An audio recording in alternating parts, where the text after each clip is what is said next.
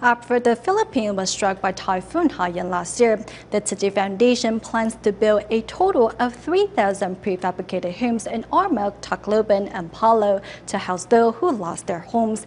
In Palo, where 255 of the homes will be built, 12 members of the All Hands Volunteers, a non-profit organization in the U.S., have decided to offer a helping hand to expedite the work.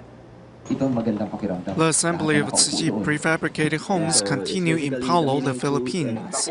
As always, the work begins with group cheer. Several non-Asian-looking faces are among the crew today. They are members of the U.S. non-profit organization All Hands Volunteers. For the past several months, 12 members of the organization have been aiding the post-earthquake recovery of Bohol Island. Now they are turning their attention to Typhoon Haiyan victims. Despite the language barrier, both Tzu Chi volunteers and U.S. volunteers share the same goal, and thus both sides quickly learn to work with each other. Members of All Hands are impressed with what Tzu Chi has prepared.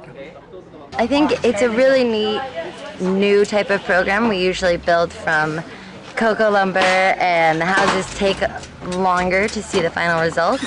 So doing it with the prefab materials and the metal and the teepee siding, it's really cool that you come in and we'll get to have a house, hopefully 2 houses done by the end of the day. Tzu Chi plans to erect 255 prefab homes here. To date, only 42 have been completed. There is still quite a lot of work to do, but even the U.S. volunteers have noticed Tzu Chi's thoughtfulness. It's really innovative. That's what's really nice about this project, is it's really refreshing to be on a build site where everything has been thought through. You know, there's a reason why you're not using cement floors, so that's really, really nice to be a part of that. So. Tzu Chi volunteers just want to make sure they meet the needs of Haiyan victims. And thanks to the addition of the U.S. volunteers, work progress should pick up here. Continuing their care for the impoverished in the Philippines, Tzu Chi volunteers recently arrived in Caloocan City, Manila to distribute rice from Taiwan to 942 families. One local resident even brought his late father's filled bamboo coin bank to donate. Among residents queuing at Tzu Chi's rice distribution is pregnant mother Jenilyn Aligno. Volunteers immediately rush over to help her carry the rice to the pedicab. Arriving alongside the bridge, a shed pieced together by a few metal sheets is where Jenilyn and her family of 9 live. We only have one source of income supporting the entire family. My husband works odd jobs at the construction site and earns an unstable salary.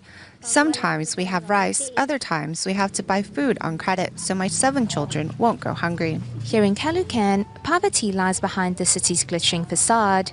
There are many struggling families like Jenilyn who are on the brink of starvation. It's not our choice to live alongside the river, but my husband makes only 800 pesos a week, and that is barely enough to cover our rent and living expenses. Every time it rains, we have to evacuate. Initially, I thought my life was difficult, but seeing how others are struggling to make ends meet made me realize that I'm actually blessed and I possess the ability to help others.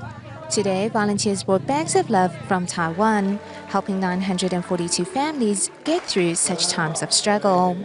At the distribution, Arnel donated a full bamboo coin bank on behalf of his late father. He says it was his father's wish to pay the love he received from Tzu Chi forward. I'm thankful to Tzu Chi for helping my father with 3 cataract surgery in 2011. I will never forget their kindness. If Tzu Chi needs my help in the future, I will try my best to help.